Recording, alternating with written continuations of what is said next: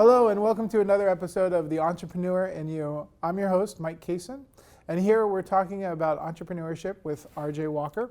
RJ is the CEO and founder of RJ Computer Consulting, so we're going to talk to him a little bit about his business, his struggles, his challenges, and how he became the entrepreneur that he is today. So RJ, thank you so much for being here. We really appreciate it. Well, thank you for having me, Mike. I appreciate being here. Absolutely. So tell me a little bit about your journey. How did you start? Well, I started as an electrician. In the Navy, right? Yeah, in the Navy. After I got out of the service, I worked as an electrician for several years, had my own business for a few years, and I injured my back. And the second time I injured my back, my wife bought me a computer, and this was in 92, 93, and I got hooked. Got a degree in computer science, just got Microsoft certified, Cisco certified, Novell certified, and just really got into it. Excellent. So what made you decide to start your own business? In all honesty, I just saw a need. You know, big companies have IT departments and someone they can go to for IT support, but small businesses and individuals really didn't have that. So you saw a need and you wanted to fill it? Pretty much. So give me your elevator pitch. Hi, I'm RJ. We are an IT company. We provide cybersecurity and IT support for small and medium businesses. We provide individual support for your applications and your needs. We basically put ourselves in a position to grow with the customer. So as our customer grows, we anticipate what their needs might be as they grow. And we're 24/7 tech support. One of the things that I've always admired is you're always promoting yourself. You're not a secret agent, as my dad said. My dad was in real estate for, forever, right? And when I was in real estate, he would say, don't be a secret agent. Make sure people know what it is that you do, and you're excellent at it. So how do you market your business? One card at a time. The most effective marketing tool is that business card. Anyone ever asked me anything about my business or computers or technology, that's my lead in here. Here's a card. I'm the same way for legal. If anybody asks me about anything legal, I'll give them my card. Yeah. Why do you think that's successful? I think the best marketing is yourself. So when you're looking someone in the eye, you're shaking their hand and you're listening to them, that's the best thing you can do. Who's your target market? My target market are small businesses, small business firms, law firms like you guys, dentist office, doctor's office, restaurants. Any small business is actually my target. You've been in business for 19 years, right? Yeah. So people now know who you are and what you do, and because of that, you get that word of mouth referrals. But that word of mouth is a two-edged sword. What do you mean? So if you do poor work, that word travels faster than if you do good work. And believe me, if you do a bad job, that person that you did a bad job for will tell 10 of their friends.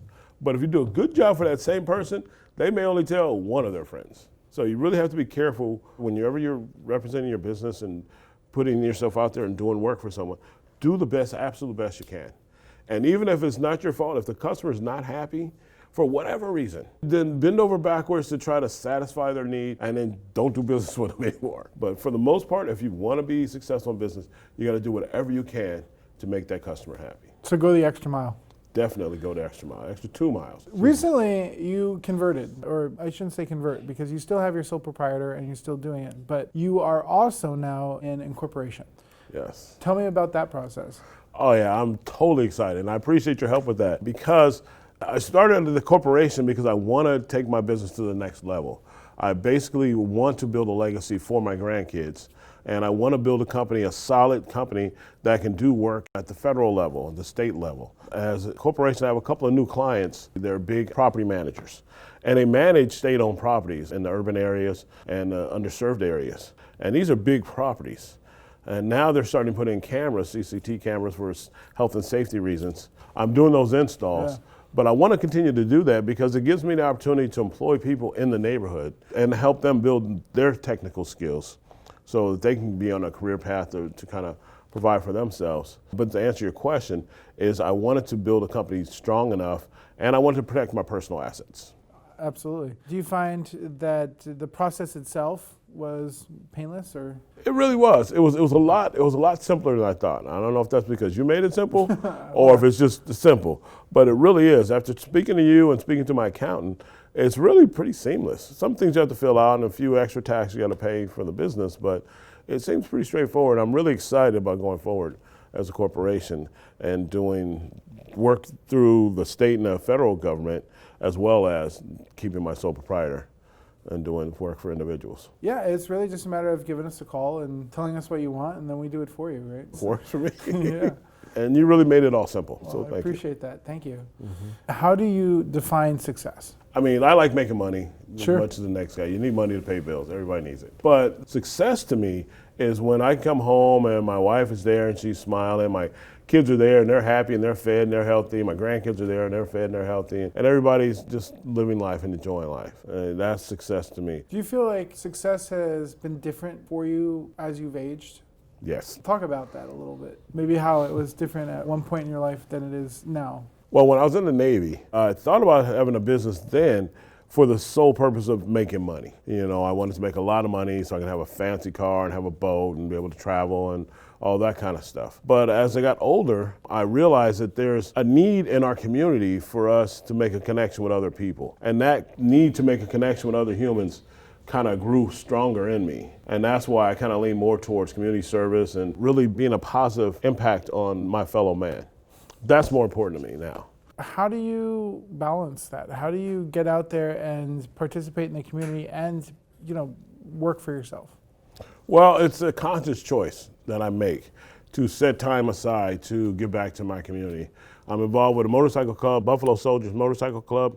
We're a nonprofit organization. Part of our national charter is to do 3 volunteer services in your community every year, and to provide a scholarship program for people in your community. And I like doing stuff like that. You build it into your calendar. It's built into my life, Built into basically. It really is, because my weekends, or if I'm not with my grandkids or with the family, I'm doing something in my community. And oftentimes, what I'm doing in my community, my family will be there with me. So what's the best career advice you ever got? I'd have to say that came from my Uncle Jesse. I remember I was making the transition from being an electrician to IT work. And I was really frustrated because I came from a construction background. Making that transition was difficult. And I was talking to my uncle one day, yeah, this is driving me crazy. These guys driving that, they just don't get it. And I'm just complaining. He says, you know what your problem is, nephew? I said, what? He says, you think they have to play by your rules. I said, no, you're going from being a blue-collar worker to being a white-collar worker. Now you gotta learn the white-collar worker rules. And you gotta play by those rules. That's pretty much it. And that was like a light bulb moment for me. And once I changed my mindset and I grasped that understanding, I could feel like I was part of that corporation, part of that business, whereas I was feeling like an outsider. And that's where the frustration was really coming from. But once I started fitting into the part, then I was more successful. That's pretty good advice. So be kind, go the extra mile. And be smart about how you spend your money. Just because I get a big fat check for the project, that doesn't mean I'm gonna go out and buy a boat or go on a European vacation because I have a little extra money. No, you have to be Might I smart. recommend attorney's fees? See, Just kidding. that's why I need to save the money for Right, my attorney fees. All right, RJ, thank you so much for being here. I really appreciate it. Hopefully it was relatively painless.